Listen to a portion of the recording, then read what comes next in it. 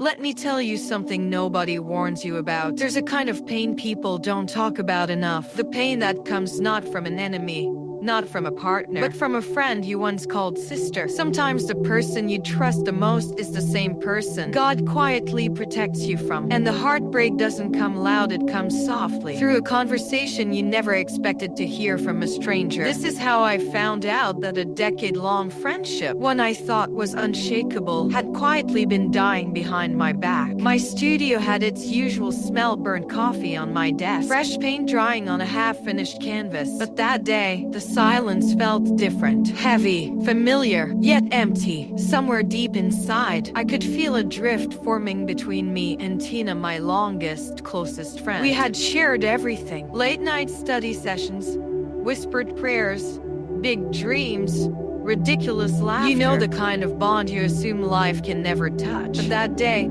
holding my paintbrush mid-air, I felt the crack. A few weeks later, I pulled Tina close during a cafe hangout. I lowered my voice, took her hand, and told her the news I had been guarding gently in my heart. "We're expecting a baby, but please, keep this just between us for now." She smiled, bright, warm, reassuring. She promised, and I believed her. Then one afternoon, while taking a stroll, an acquaintance stopped me on the street. A woman who had no business knowing anything intimate about my life. With a too sweet smile, she said, "I heard the good news. I hope everything goes smoothly." I froze, right there on the sidewalk. My private joy, my sacred moment, had become someone's gossip topic. I felt something inside me shift, a sudden sharp ache, like my heart had stuttered. When I finally got the courage to ask Tina about it, her denial came fast, almost too fast. Me?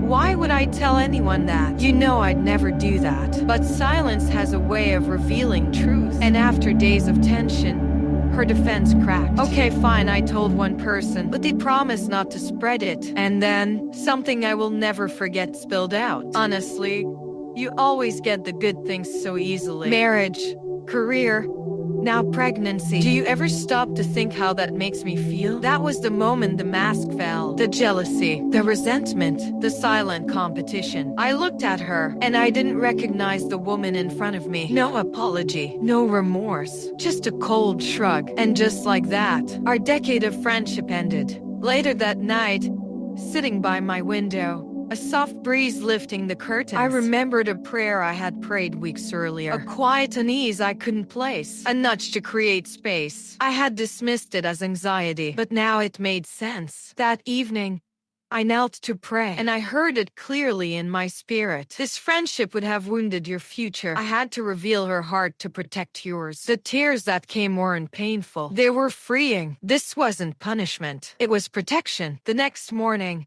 with clarity and peace, I made the hard decision. I blocked her number, removed her from a pending project, and sent one last respectful message. "I wish you well. I hope you find peace." It wasn't vengeance. It was closure. The ache lingered because losing a sisterhood feels like losing a limb. But beneath the ache, a calm relief started to bloom. My studio didn't feel heavy anymore. It felt peaceful. As days passed, the pieces came together.